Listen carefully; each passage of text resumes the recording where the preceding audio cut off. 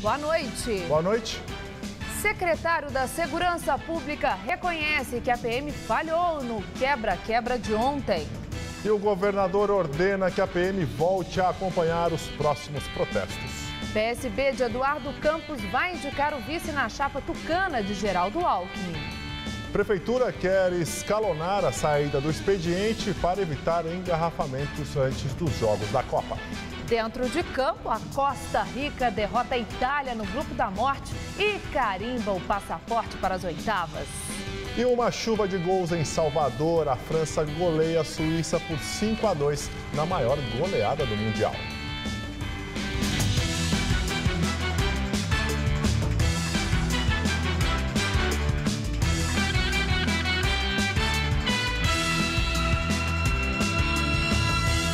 Hoje foi dia de contabilizar os prejuízos causados por vândalos durante o ato do movimento Passe Livre em São Paulo. Agências bancárias e concessionárias de veículos foram depredadas. O governador Geraldo Alckmin disse que PMs vão voltar a acompanhar as manifestações. Ontem, eles se mantiveram distantes após um acordo com integrantes do MPL. Seu Darcy estava assustado ao ver a destruição. Isso aqui é para chorar. Por que as pessoas quebraram todos os vidros, todos os automóveis estragados? E aí, quem paga esse prejuízo? Ele havia retirado o carro novo da mesma concessionária ontem de manhã e, por questão de horas, escapou de mais uma manifestação na cidade. No fim da tarde desta quinta-feira, integrantes do movimento Passe Livre realizaram um ato para comemorar um ano da redução da tarifa do transporte público em São Paulo. Várias vias importantes da cidade, como a Marginal Pinheiros, foram interditadas. E um grupo de mascarados que se misturaram aos manifestantes atirou pedras e partes de concreto em cima dos carros. Ao todo, 12 carros da concessionária foram destruídos. Ainda não dá para calcular os prejuízos, mas este aqui, por exemplo, custa R$150 mil. Agora, todo danificado. Cacos de vidros ficaram espalhados por toda a loja. Vândalos quebraram quase todos os vidros e veículos que estavam por aqui. Nós só estamos avaliando os danos, não tem ainda orçamentação para mensuração desses respectivos danos, então nós temos que aguardar toda a orçamentação para a gente definir. E também é prematuro pela ausência da análise de apólice. Ninguém na concessionária quis gravar entrevista, mas um dos gerentes calcula que o prejuízo tenha sido de cerca de R$2 milhões. As marcas do protesto também eram visíveis em outros pontos por onde passaram os manifestantes. Pichações espalhadas pela Avenida Eusébio Matoso e pelos muros de outra concessionária de veículos. Um vidro também foi quebrado. Pelo menos 2 agências bancárias da Avenida Rebouças, da mesma região, foram atacadas. Em uma delas, o vidro da entrada já havia sido retirado pela manhã. Quem fez isso não é manifestante, é ladrão, né? Para mim é arruaceiro. Eu acho que não está certo. Após os prejuízos, o governador de São Paulo, Geraldo Alckmin, disse hoje que a estratégia de atuação da Polícia Militar em manifestações será revista. No ato de ontem, a PM atendeu um pedido dos manifestantes para que a corporação se mantivesse afastada. A estratégia vai ser revista pela polícia e ela estará presente. Copa do Mundo, os torcedores que foram à Arena Fonte Nova, em Salvador, foram presenteados com a maior goleada desta Copa até aqui. A França goleou a Suíça por 5-2. Giroud abriu o placar para a França com um gol de cabeça após cobrança de escanteio. Matuidi ampliou a vantagem. Valbuena fez mais um aos 40 minutos do primeiro tempo. Na segunda etapa, foi a vez de Benzema marcar. Logo depois, Sissoko fez o dele. Dzemaili diminuiu para a Suíça e Xhaka fez o segundo gol suíço. Benzema marcou mais um, mas não valeu. O juiz já havia apitado o fim da partida. Final, França 5, Suíça 2. E na outra partida desse grupo E, o Equador saiu perdendo de Honduras, mas virou e venceu por 2-1 na Arena da Baixada, em Curitiba. Emoção também não faltou no Grupo da Morte. Depois de surpreender o Uruguai na estreia, os costarriquenhos aprontaram hoje para cima da Itália. O resultado tirou a Inglaterra da Copa. Aos 31 minutos, lançamento de Pirlo para Balotelli. Camisa 9 tentou encobrir o goleiro, mas falhou no arremate.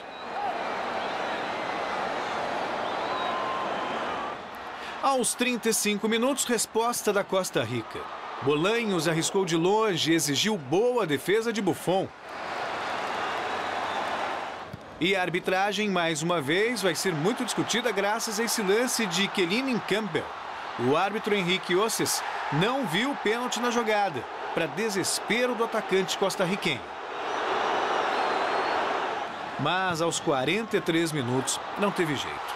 Dias cruzou na medida para a cabeçada de Ruiz. A bola bateu no travessão e dentro do gol.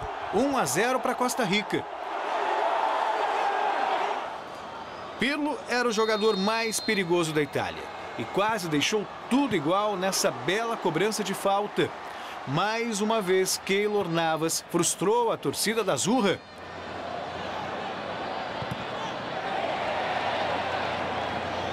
Sem reação, a Itália ainda viu a Costa Rica levar perigo mais uma vez no chute de fora da área de Brenes, que passou à esquerda de Buffon. E ficou nisso. Itália 0, Costa Rica classificada 1, placar final.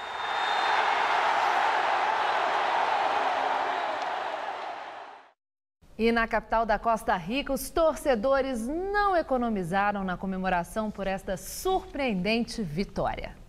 Os costarriquenhos fizeram muito barulho pelas ruas de San José. Depois de vencer a Itália por 1-0, o país comemorou sua classificação em o chamado Grupo da Morte. A Costa Rica não chegava às oitavas de final há 24 anos. Na saída da Arena Pernambuco, os torcedores também comemoraram a classificação e alguns estenderam uma bandeira gigante do país. Já os italianos saíram em silêncio, decepcionados com a atuação do time. Na próxima terça-feira, a Itália disputará com o Uruguai a outra vaga na segunda fase do Mundial. A seleção brasileira treinou hoje na Granja Comari, onde se prepara para o jogo de segunda-feira contra Camarões. Na coletiva de hoje, os jogadores reconheceram que o Brasil ainda não embalou na Copa. Evolução, uma das palavras mais presentes no vocabulário dos jogadores da seleção e também do professor Scolari nas últimas entrevistas. Porém, nem todo mundo concorda com eles. Acho que está evidente que o Brasil não conseguiu ainda nessa Copa do Mundo reeditar o bom futebol da Copa das Confederações. Eu, particularmente, estou bem preocupado. Acho que muita gente nessa sala também. Vocês não estão nem um pouquinho preocupados com o que está acontecendo? E em relação a treinos também, não é só a parte física. Você pode aproveitar talvez melhor o tempo para treinar situações de jogo, alternativas para a seleção brasileira? Não é preocupado, essa não é a palavra. A gente sabe o que a gente tem que fazer e a gente está dando o máximo para resolver isso, para ficar bem, para jogar bem, para ganhar. Se o lateral esquerdo Marcelo me driblou na hora de responder a pergunta e não colocou o dedo na ferida, o zagueiro Davi Luiz remediou de uma forma mais precisa. Tomara que ele esteja certo. A gente enfrentou um time que, se faz o mesmo jogo daqui para frente, chega muito longe. Depois vão ser os detalhes que definem os grandes jogos. O Brasil ainda não deslanchou? Para Davi Luiz pode ser até um bom sinal. Por que não? Que a gente tivesse grandes jogos, todo mundo estava falando de grandes espetáculos, duas grandes vitórias, o Brasil está voando, não sei o quê. Não sei. Porque, de repente, a gente não ia ter oportunidade de enxergar o valor real de uma Copa do Mundo, o que a gente vai enfrentar no futuro, que também não vai ser só o jogo do México. Agora já tem os Camarões e depois vão ter outros e outros. Se Deus quiser a gente chegar até a final, vai ser dessa forma. Depois de fazer os 2 gols que deram a vitória ao Uruguai no jogo contra a Inglaterra, o atacante Luis Soares postou na internet um vídeo emocionado. Ele operou o joelho e ficou fora da partida de estreia do Mundial contra a Costa Rica.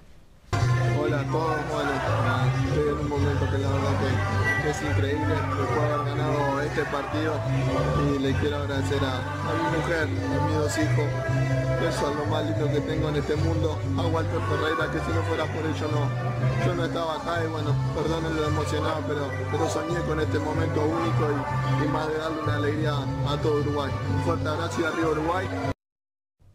E amanhã tem mais pela fase de grupos da Copa do Mundo. Veja os jogos programados para sábado. Pelo grupo F, à 13h, Argentina e Irã se enfrentam em Belo Horizonte, no Mineirão. Pelo grupo G, às 4h, Alemanha e Gana jogam no Castelão, em Fortaleza. Às 7h, também pelo grupo F, fechando o dia, Nigéria e Bósnia jogam em Cuiabá, na Arena Pantanal. E vamos ao comentário sobre a Copa do Mundo com Celso Cardoso. Dentro de campo, a Copa do Brasil merece ser definida como a Copa das Copas, pelo menos até aqui.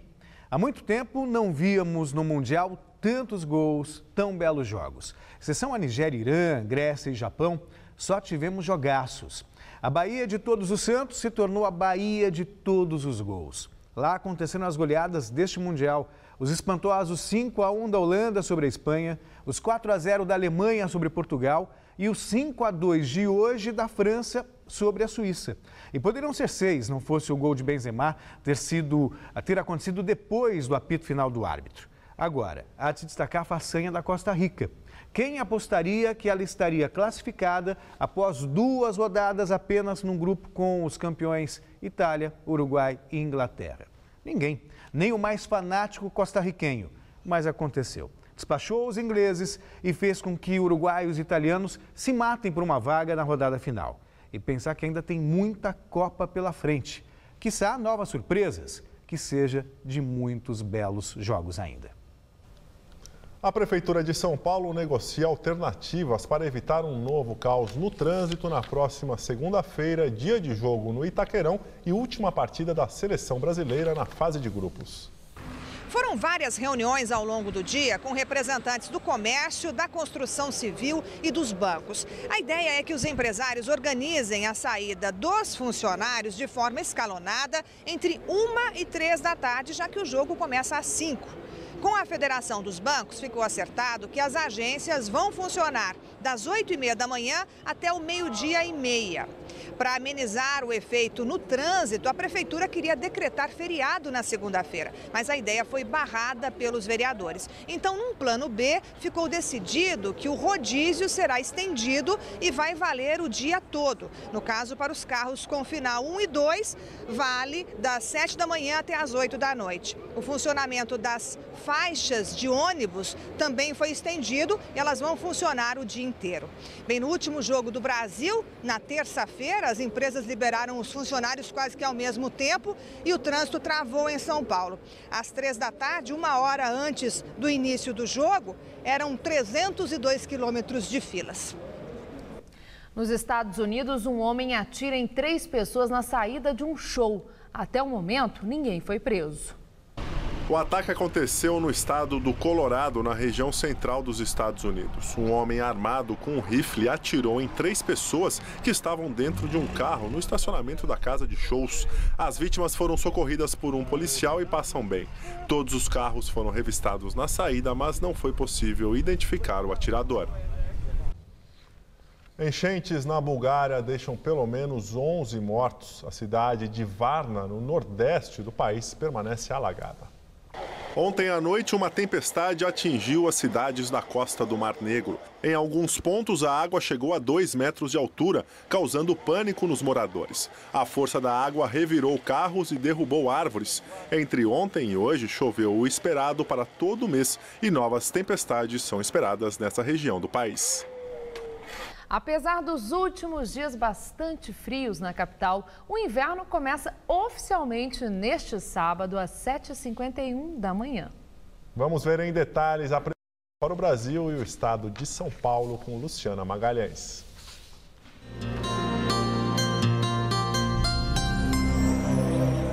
O primeiro dia do inverno será típico para os paulistas, com tempo seco e temperaturas baixas. Amanhã o tempo fica mais aberto, quase sem nuvens na maior parte do estado. A temperatura pode até subir à tarde no interior, mas o friozinho, principalmente durante as madrugadas, continua. No centro-oeste faz mais calor e a máxima pode chegar aos 28 graus em Votuporanga. No centro-norte, tempo firme também, com máxima de 25 em Franca. E na faixa leste, o dia começa frio e nublado, mas ao longo da manhã o sol aparece. As temperaturas continuam amenas, com máxima de 23 graus em Campinas e também em Sorocaba. Até segunda-feira, aqui na capital paulista, os dias serão típicos de inverno. Tempo aberto, com sol, mas com temperaturas baixas. As máximas variam entre 20 e 23 graus. A seguir, PSB terá o vice na chapa do PSDB ao governo paulista. E uma pioneira na cobertura esportiva. Regiane Ritter sofreu preconceitos, mas abriu caminho para muitas outras repórteres. PSB oficializou hoje o apoio ao PSDB em São Paulo. O partido terá o vice na chapa tucana ao governo paulista. A convenção do PSB oficializou a indicação dos candidatos a deputados federais e estaduais. O partido, que na esfera federal sairá em chapa única na corrida à presidência, confirmou o apoio ao PSDB na eleição para o governo paulista. O PSB terá o vice de Geraldo Alckmin na tentativa de reeleição do governo tucano. Porém, o nome para a vaga ainda não foi confirmado. O presidente estadual do partido, Márcio França, e ex-secretário de Turismo de Alckmin, é o mais cotado. O critério foi tirado de que era importante uma coligação com o PSDB em São Paulo, que é para ocupar um espaço de um palanque grande, de um governador que é muito bem aceito, para a gente ter chance de poder colocar o Eduardo em São Paulo. Até o último momento, a presença do pré-candidato à presidência da República, Eduardo Campos, não era confirmada. Mas ele decidiu vir e ficou pouco tempo por causa da agenda. Já sua vice, Marina Silva, preferiu ir à convenção da sigla no Amazonas. Marina declarou no início do mês ser um equívoco o apoio do PSB ao projeto do PSDB. A imprensa chegou a especular que a aliança inviabilizaria o apoio da Rede Sustentabilidade ao PSB na disputa pela presidência. Marina Silva desmentiu os boatos e confirmou que a parceria permanece. Porém, defendeu que a chapa lance candidatura própria ao governo paulista. Eduardo Campos nega que o impasse tenha gerado mal-estar no partido. Campos não citou o nome de Geraldo Alckmin, mas defendeu a importância do apoio em São Paulo.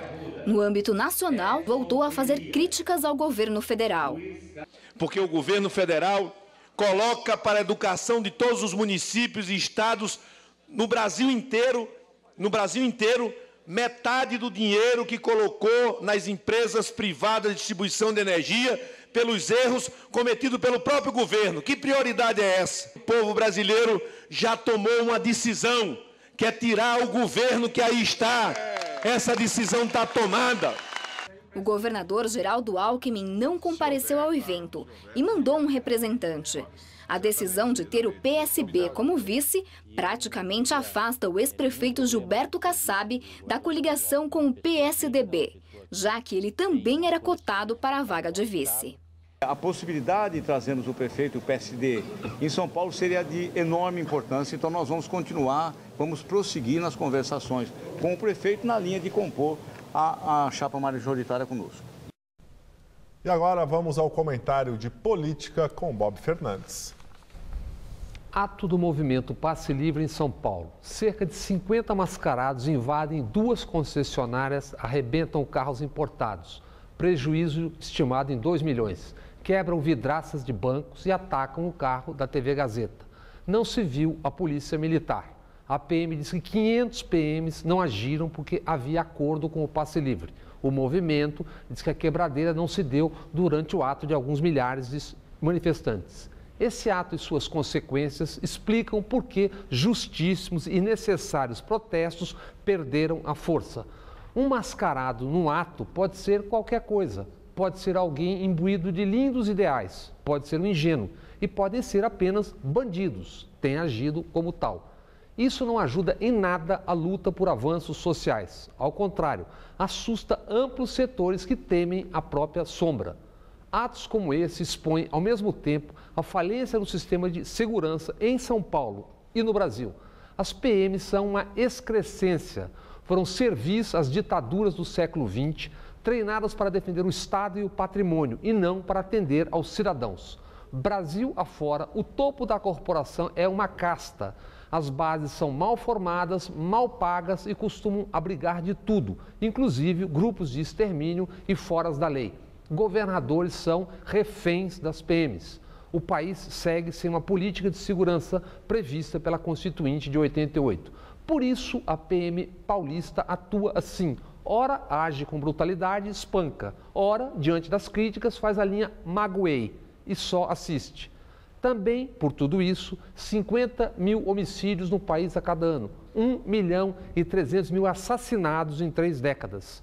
E quais as ideias, projetos em debate com a sociedade diante desse massacre? O que dizem os candidatos, todos eles? Nada. Na campanha, seus marqueteiros venderão vigilância nas fronteiras e outras asneiras do gênero. Boa noite. Papa Francisco afirma que é contra a legalização de todo tipo de droga. A declaração foi feita durante uma audiência no Vaticano, com a presença de membros da Conferência Internacional para o Controle de Drogas. O Papa disse estar preocupado com o aumento do consumo de entorpecentes entre os jovens. Ele também se posicionou contra tratamentos de desintoxicação que utilizam outras drogas ou remédios. Segundo o pontífice, droga não se derrota com droga. Segundo o Papa, a legalização não produz os efeitos desejados. Ela foi uma das primeiras mulheres a cobrir o mundo do futebol. Sofreu preconceito, mas abriu caminho para muitas outras. A apresentadora da Rádio Gazeta AM, Regiane Ritter, virou até nome de prêmio, uma personagem que é cara de São Paulo.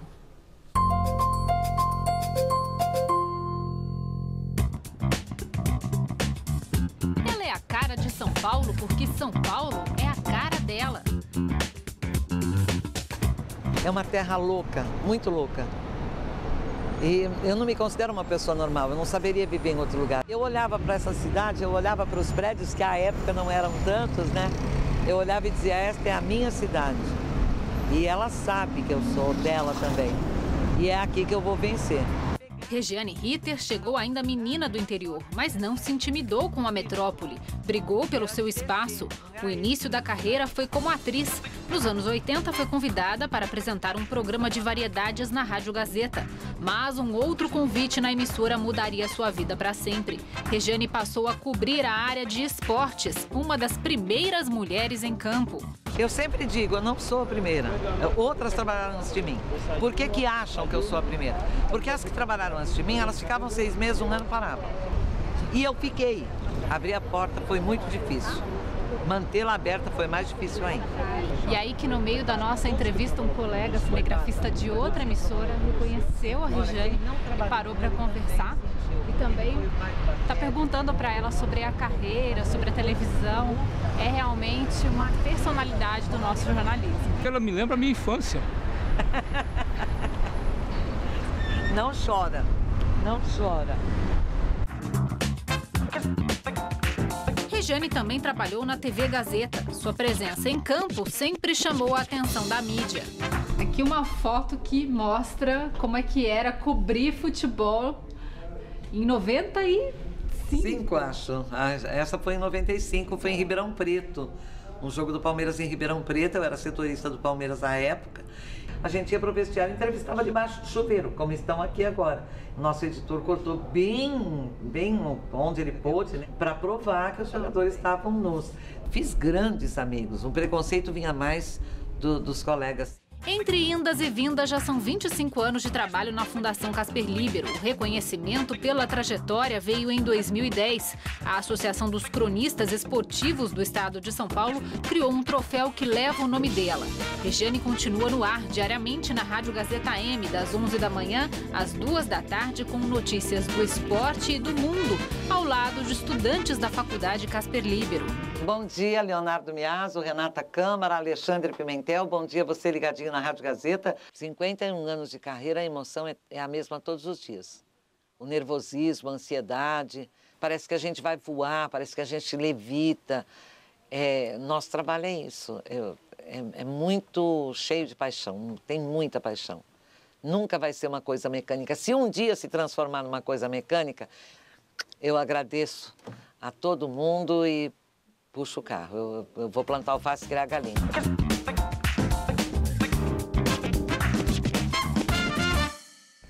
Grande exemplo. A edição das 10 do Jornal da Gazeta fica por aqui. Uma boa noite para você. Fique agora com Rony Von no Todo Seu. Uma ótima noite e um ótimo final de semana.